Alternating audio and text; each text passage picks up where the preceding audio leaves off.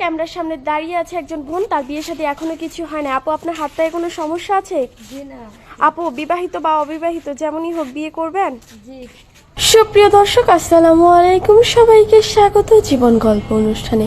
ক্যামেরার সামনে দাঁড়ায় আছে একজন বোন, মায়াবী বোন। তার সাথে কথা বলবো, জানবো তার এই গল্প। আসসালামু আলাইকুম আপু। ওয়ালাইকুম সালাম আপু। কেমন আছেন? ভালো। ভালো আছেন আপু। আপনার নাম? মায়া। মায়া, মায়াবতী। কোথা থেকে এসেছেন? টাঙ্গাইল থেকে। টাঙ্গাইল থেকে। আপু, আপনার বর্তমান বয়স কত? 23 বছর। 23 বছর চলছে। হ্যাঁ। আপু, পরিবারে কে কে আছে? পরিবারে আমার আম্মু আছে, আমার আরো 2 বোন আছে, আমরা 3 বোন। আর আমার বাবা মারা গেছে ক্যান্সারে 3 বছর। 3 বছর।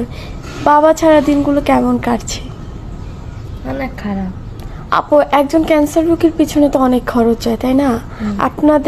আপনার বাবার পিছে কেমন খরচ গিয়েছে? আমার বাবার কাছে অনেক খরচ গেছে, জমি যা ছিল সব বেচে দিছি। মানে যতটুকু সামর্থ্য ছিল বা সামর্থ্যের বাইরেও চেষ্টা করেছেন? হ্যাঁ, অনেক চেষ্টা করছি, বাট বাঁচাতে পারি নাই।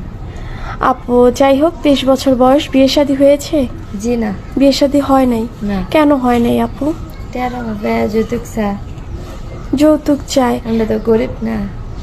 আর তার মধ্যে বাবা নেই, মাথার উপরে ছাদ নেই। হ্যাঁ। আপু, এখন আমাদের কাছে এসেছেন যাতে কেউ